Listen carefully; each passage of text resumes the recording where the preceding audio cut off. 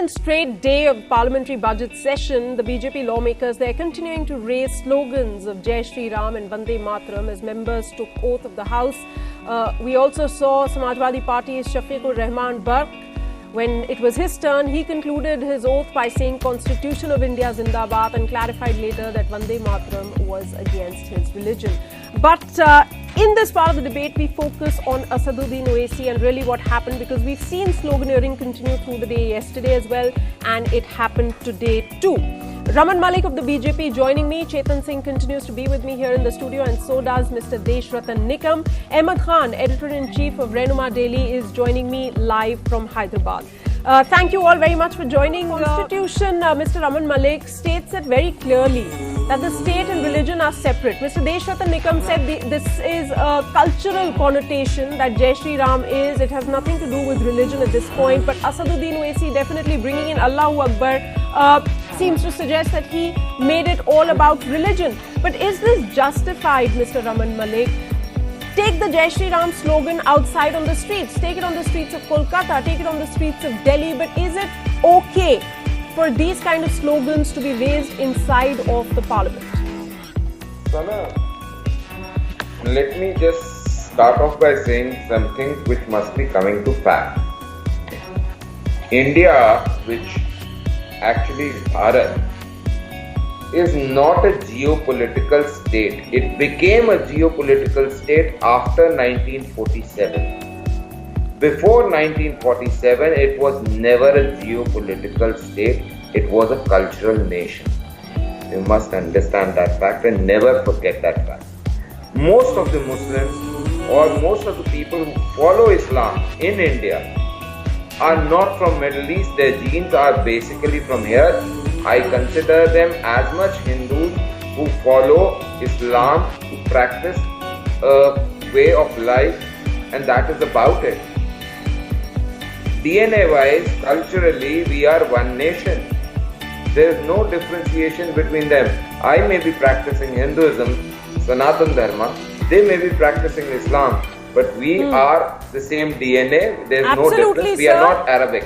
So in Parliament हमको बोलना चाहिए Constitution जिंदाबाद, जय श्री राम, अल्लाहु अकबर, इस सब का क्या काम Parliament के अंदर? Please understand, I'm not taking anybody's side, and I'm trying to ask you your opinion. Ahmed Khan has a very interesting take on this, I believe. Ahmed, why don't you come in? Mr. Raman Malik, please don't argue with me like that on air, because I am merely an anchor holding this debate.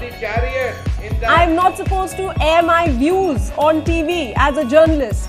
Yes, Ahmed Khan. You have Bhagwan Ram's photographs, Bhagwan Ram's images made in the Constitution. Was the people who framed Constitution wrong? See, Mr. Raman Malik, let's not make this personal. It's not about what I think and what I feel. Please, sir, I respectfully ask you to please hang on. Ahmed Khan has a very interesting point. I am sure, Mr. Raman Malik, you will be very interested to hear what Ahmed has to say. Ahmed, please come in. Sana and Raman Malik are not important. Bharat, India is important. Well, you know, I want to start. Absolutely. You may be certainly more important than I am. Yes, Ahmed, please. Well, Sana, thanks for having me on. First of all, I want to really applaud Mr. Maliki for what he said. He said something that, look, he doesn't distinguish between ethnically or racially, or you can say DNA-wise, between the majority of Muslims in this country and basically their brothers and sisters. They're just different lifestyles that we're following. And I really appreciate what he said. You know, scientifically we're all Mediterraneanese, and in fact people of the Middle East and North Africa are technically, they're the same race as us DNA-wise. Science will show that later on. Now getting into this issue itself, first of all, Jai Shri Ram. As a Muslim growing up in a monistic understanding of what God is, the narrative in India has always historically been a monistic narrative for Muslims. And also for the readers and the followers of the Holy Bhagavad Gita, the Holy Vedas. I'll tell you, this is not a religious debate here. What we saw in Parliament, even for us to say it's wrong to say Jai Shri Ram, how can it be wrong? But to also say that Allahu Akbar is somehow antithetical to Jai Shri Ram, what kind of, this is why this was sloganeering done not to seek enlightenment from Lord Ram's holy name, This was not to seek enlightenment from using Allah's name to say Allahu Akbar. These were just responses and reactions to one another that's bringing something into the parliament that really is not fitting for us as a group of people living together cohesively for so long. We need to respect each other's religious beliefs, which we do. You know, two major Islamic scholars of the late 18th century, Muhaddis Shah Waliullah, who was one of the greatest hadith scholars of Indian Muslims in history, and also Shah Ghulam Ali Abdullah Dehlawi, who was another major Sufi scholar. They openly wrote, and I followed that school personally growing up, that the Bhagavad Gita, the Holy Vedas are revealed by Allah. These are revealed books. So this is not theological. That Lord Ram and Lord Krishna are messengers of God within whom God's own light was manifest. So there's a lot of theologians that can get into the theological views on whether what was said was right and wrong. When somebody wishes me Merry Christmas, Sana, I don't say Allahu Akbar back to them. Okay? I don't say Allahu Akbar back to them. So I don't agree with Mr. Owaisi's response, and I don't also agree with using Lord Ram's name in a way to heckle and intimidate a visible minority. This was not done seeking illumination, inner illumination. It's sort of, in my way, it's not really what is said in the parliament or not. It's almost mockery of our own, of these sacred beings, these sacred names, whether using Allah's name. When did our Hindu brothers and sisters ever have an issue with Muslims saying Allahu Akbar? No, suddenly this issue is now becoming like that. It's going into a direction which is really nasty and unacceptable. So Jai Sri Ram is my opinion. Allahu Akbar also, India doesn't have an issue with it. Thank you Ahmed, for putting that so beautifully, and to also easing my worries a bit, because Mr. Raman Malik was completely misunderstanding what I was trying to say. But the fact of the matter is, Mr. Raman Malik over here, that the motive is in question. If the motive to say Jai Sri Ram is to heckle a person who is also a lawmaker, that to inside what is known as the temple of democracy, then there is some problem. And if a greeting is responded to of Jai Sri Ram by Allahu Akbar, that is also a problem, because that brings in the religious connotation. Mr. Deshratha Nikam, I want you to respond, and then I'll go back to Mr. Raman Malik and Chetan. Again, I would make a distinction that Jai Sri Ram is not a religious slogan. I have said so. It's a cultural symbol, a day-to-day affair in everybody's life in India. If it is gone inside Parliament, I don't think there's anything wrong in it. Okay. And Owaisi should not have felt heckled about it, about this ancient symbol of our ancient civilization, a historical fact for I think everyone. Okay, but Mr. Deshratha Nikam, it wasn't like one MP greeted him by saying Jai Sri Ram Owaisi Sahab. It was a number of BJP lawmakers. How can you? We don't know what the motive was. He should have responded Jai Sri Ram back. But that's what Ahmed is also raising. The point that if he responds, that would have been a good response. That's a formal greeting. That would have been a good response back. I agree.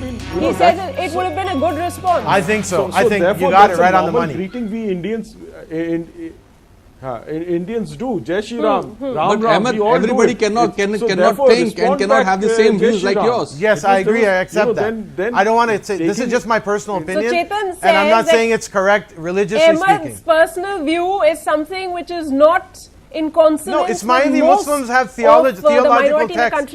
Ismaili Muslims have Sana, theological texts that defend Lord Rama and Lord Krishna and the Bhagavad Gita and the Vedas. I mean, this is not new to India.